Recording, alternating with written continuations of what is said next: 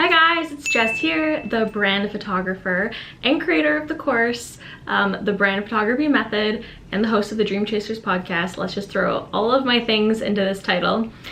Today, I'm going to teach you 12 steps to prepare for your brand photo shoot. And I know you might be thinking, 12 steps? That sounds like a lot. That sounds a bit overwhelming and intimidating, but I can assure you I go through all these steps every time I work with a client. Don't really tell them there's that many steps, but when you break it down, it makes it just so much easier. I don't think you want to just jump right into a photo shoot without all the planning that goes in beforehand. That way you are just creating the most authentic, unique, one-of-a-kind, high-quality photo shoot. So you're gonna have visuals that just really represent your brand and are gonna attract those ideal clients and audience to you. So I'm gonna get into those 12 steps. Not gonna lie, I have my phone here. I'm reading my steps off of this so I don't forget anything. Anyways, step number 1, research photographers. Maybe there's a photographer in your area or that's like local to you, or maybe you're traveling, whatever. You find a photographer in the city that you're gonna be in and they may be a brand photographer, or maybe you just like someone else's work that does like portrait photography or lifestyle or families or whatever. Just find someone's style who really resonates with you and someone who you click with personality wise, because doing a photo shoot is like quite intimate. You're gonna have a camera in your face, they're gonna be giving you direction. You wanna make sure you can give like feedback and really communicate your vision to them, and they're gonna be receptive and really take in your ideas and just like listen to you, so you feel seen, so you feel heard, so they are making what you envision come to reality. Also, when you are inquiring with a photographer, make sure that your schedule and their schedule align, because like for instance, if you're like, I need new photos for my website in the next month, you want to make sure that you know they have availability and that they're able to deliver those photos to you by the date that you need. So I always ask people too, like, when are you wanting these images by? Because I usually like to have about 2 weeks for planning minimum for details, because sometimes you need to book locations, you want to book a hair and makeup artist, and you know those things book up in advance. And then you want to have a whole day set aside for the photo shoot, and then depending on how many photos and if there's retouching and all that, you're gonna need at least a week, maybe 2 weeks to edit the photos and have them deliver the gallery to you. So I mean, if you need photos ASAP, start looking right away, because yeah, I would say it's probably about a 4-week turnaround, at least when you're working with a brand photographer who is going to help you with all of the planning stages. Or if you are wondering, I never really like hire a photographer when I need photos. I think it's just because I have all this knowledge in my head and I know what I want and I know what locations I want to use. I am the one who edits them. So when I am planning my own brand photo shoots, I don't know, I have certain friends I go to. Some of them are photographers, some of them aren't photographers and have no experience. I've used my sister, my mom. I've literally asked a stranger to take my photo before on vacation. So I can do that because I follow certain steps that I outline in my course, the Brand Photography Method. And this course actually teaches you how you can capture brand visuals all on your own. So you don't have to hire a photographer every time, because I know, especially if you're new to business or to blogging or, you know, the entrepreneurship world, it can get expensive if you need to hire a photographer every month or every couple of months, or heck, even once a year. That can definitely add up. And until someone's really in a place where outsourcing just makes sense financially and they are trying to build their team, take things off their plate, it's actually just a very, very useful skill to learn on your own. Because once I teach like a lot of different things in this course, I'll put the link down below so you can actually read what all the modules are, but breaks it down into 10 different modules, which are 10 different steps I follow when doing a brand photo shoot. So yes, for myself, I don't always research different photographers I'm gonna work with.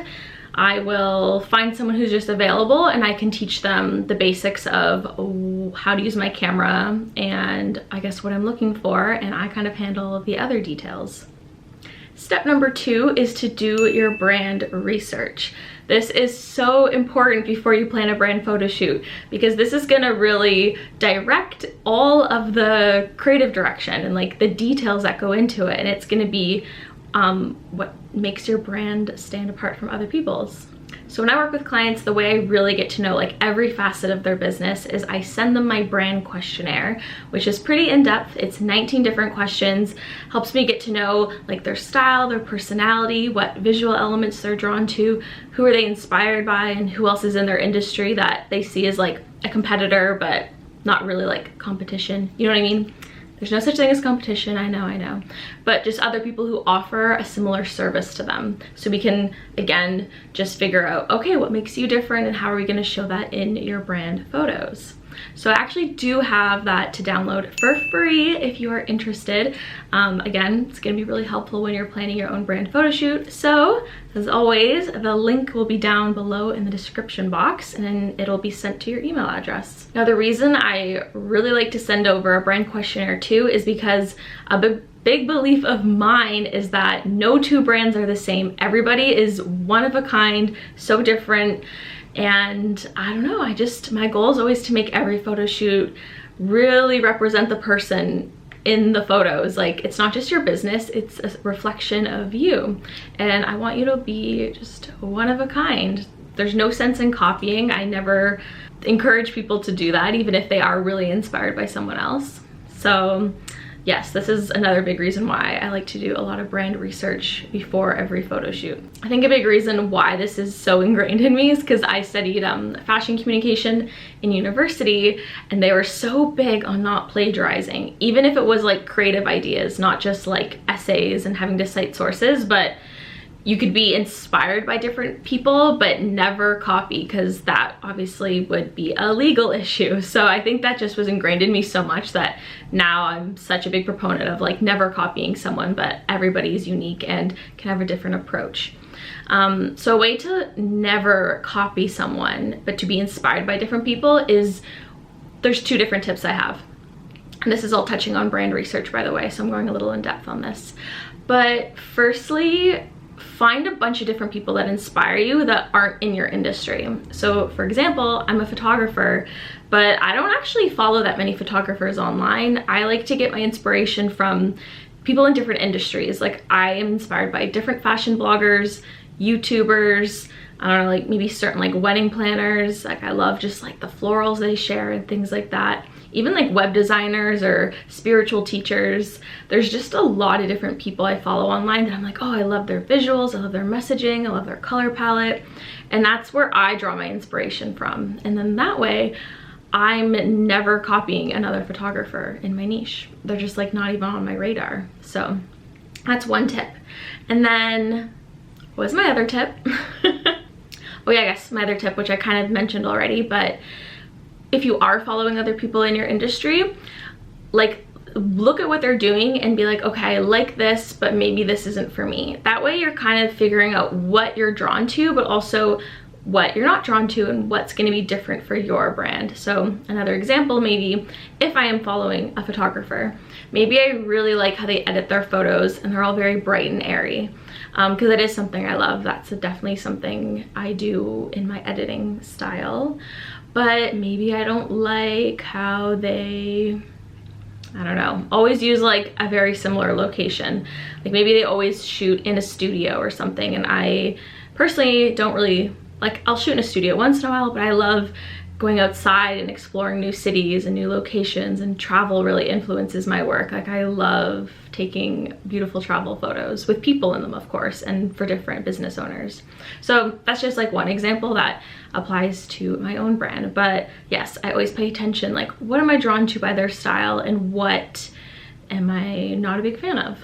So after collecting all the brand research, the next step is going to be save a bunch of visuals, because these are really great to reference. Because one thing that people can get tripped up on is maybe if someone describes their brand as feminine, fresh, fun, your photographer and you are gonna have a very different interpretation of those words. That's why I love using Pinterest. Follow me on Pinterest. I'll put the little link thing here, whatever my Pinterest is. Everything's just my name anyways. But yeah, I love using Pinterest. There's just so many photos, way better than going on like Google search and trying to find inspiration. I mean, Instagram's pretty good too, but yeah, Pinterest definitely a favorite. I make a Pinterest board for every client I work with, and I have my own Pinterest board for my brand as well. But I like to collaborate with the people I work with, and we both can save images to it then. And I get to see, oh, what does feminine mean to them? Because some people it may mean bright, airy, light, thin, silky fabrics and pastel flowers, and you know, just a very light feel to it. But someone else could have, again, like a very different interpretation. They could see it as much more vibrant, maybe like a bit like a lot of movement, or I don't know, maybe I'm just trying to think of ideas here on the spot.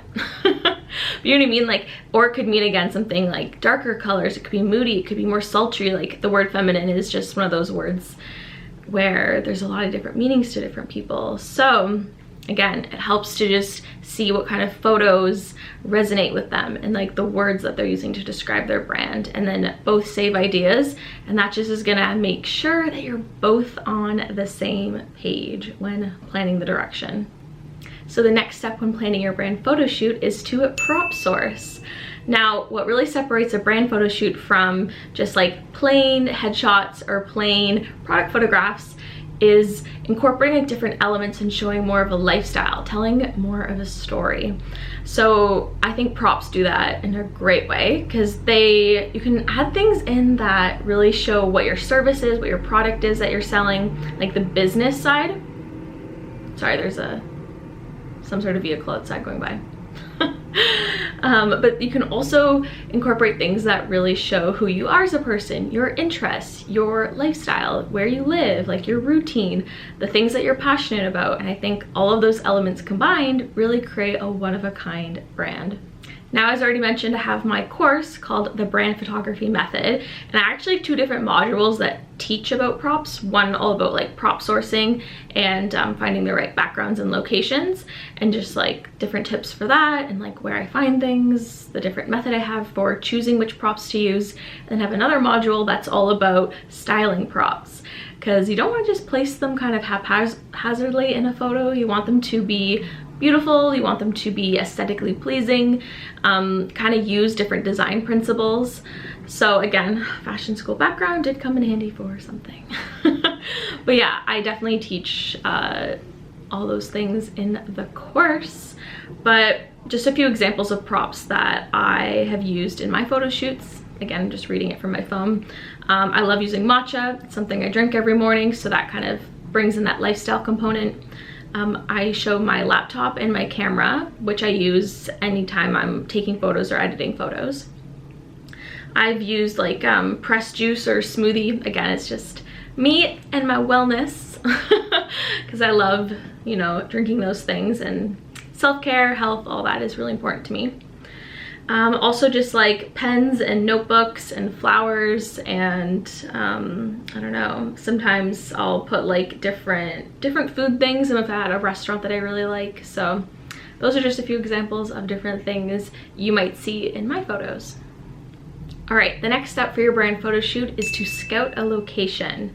So location is again just another layer to your photo shoot that's really going to communicate your style, the story you're telling, and really just like evoke a certain mood, whatever that is that you want your customers and your audience to feel. So for example, if your brand is more urban, a bit more edgy, maybe going to like a graffiti wall would be a great location for your shoot. Or if your brand is more serene and calm and peaceful, going to a beach at like sunset or sunrise might be, you know, a better option. So you can see how even just thinking of those visuals right now, it's gonna evoke a certain feeling and a certain vibe to your brand. So location, definitely don't overlook it. My next tip is to pull wardrobe, hair, and makeup inspiration. And again, you can add these different photos to the Pinterest board you've already created. But again, super helpful to have, because if you're working with a makeup artist or a hairstylist, it's so much easier to just show them a reference photo than like to verbally describe what it is that you want. Again, everybody's gonna interpret like a low messy bun or like big beach waves differently. So definitely bring photos. And for wardrobe, maybe you're working with a wardrobe stylist. sometimes I've worked with clients and we've had a wardrobe stylist, which is amazing because they know exactly what fits your body and like how to highlight certain features and all that stuff. But if that's not the case, I find it personally way easier to style an outfit when I have like a photo that I'm referencing, or I like have a few different things that I'm looking at. Even if I'm like going shopping and I need to find something. Again, I'm just a very visual person. I'm like thinking, oh, I want to wear, like for today, I want to wear a burgundy jacket and like crystal earrings and a navy lace tank top or whatever and jeans. It's just easier if I've like already saved different photos, and then I can make sure it's cohesive with the rest of the mood board that I've created. Because again, you want everything to go together visually and to feel very like seamless and cohesive. So this is kind of like the next step, but it's like a continuation from this one. But you're gonna have to actually go shopping or pick out your outfits from your wardrobe, and you're gonna have to go and book the hair and makeup. So definitely set aside time for that, because you may need more than one shopping trip if you don't find what you need. And you know, if you really like someone who does hair and makeup, they book up in advance, so definitely give that time. Don't book it the day before. All right, my next step is to make a shot list. Again, you can use that Pinterest board again to save different like angles and different photos that really inspire you, but write it out as well. I always write this out and send it in a PDF document to my clients with different reference images. But some people really, you know what photos they need for their marketing. They're like, I need putting my phone down for this, like a banner photo for my website, or I need, you know, like a nice like profile photo for like your different social media handles. But there's a bunch of different photos that people need, so that's helpful to write all those out, so you know on the day of the shoot you're gonna get all the content that you need for your marketing. But also I write out shot ideas, like if we know we want them doing a certain pose, like, oh, we really want someone like typing on a laptop for a pose, or we really want someone walking out of a coffee shop because that shows like part of their day, or we really want photos of them working one-on-one with a client. So I kind of include like a mix of those different things in a shot list. And again, it's just another way to stay organized and to not overlook certain details. This tip, or my next tip, is a great one for ladies, but book all of your beauty treatments, especially if you're hiring a photographer, because I don't know, this is like a great time to plan a self-care day, in my opinion. So if you're like, really want to get my hair done, want to get my eyebrows waxed, or like I want to get a manicure, whatever you do in part of your like beauty rituals routine, get that done like a few days or a week or the day before, depending what it is. Maybe don't get your hair done the day before in case you don't like it, but maybe get like a manicure done the day before. But yeah, book all those in advance, because then you're gonna look and feel your best the day of your photo shoot. Okay, I'm gonna tie my last couple tips all up in one, but it is to prep the night before. Make sure you have everything you need organized, like lay out your outfits, pack them all up. If you are taking your own photos and not hiring someone, charge all of your equipment, clear your SD cards, or if you have a photographer, they're already gonna do that, so that's taken care of. Get enough rest. Can't stress that enough. There's nothing worse than feeling tired or having like puffy eyes and bags and low energy the day of your photo shoot. So yes, get enough sleep the day before. And my last one is to not stress, but if you followed all these steps, you are so prepared, everything I'm sure will go smoothly, and yeah, then you can just relax and have fun and enjoy the process. And when you are happy and at ease, that's gonna come across in your photos, and they're gonna just be that much better. So I hope you guys found those tips super helpful, and if you would like to learn more about brand photography or learn how to capture your own visuals, I do have a free brand photography masterclass. It's kind of like a taste of what the course is like that I offer, but it's completely free. It's 1 hour long, and I teach a few different things. I teach you brand identity and how to figure out what sets you apart from other people in your industry, creative direction and the different elements when planning a brand photo shoot, how to plan a brand photo shoot and just keep everything super organized on the day, the different stories that you can tell through your visuals, and how to create a really beautiful online presence once you have all these gorgeous photos. So yes, I cover a lot and it's absolutely free, so sign up below. The link will be down there. And yes, thank you guys so much for watching. Don't forget to like, putting my thumbs up for that, and subscribe if you want more content like this, and I will see you in the next video.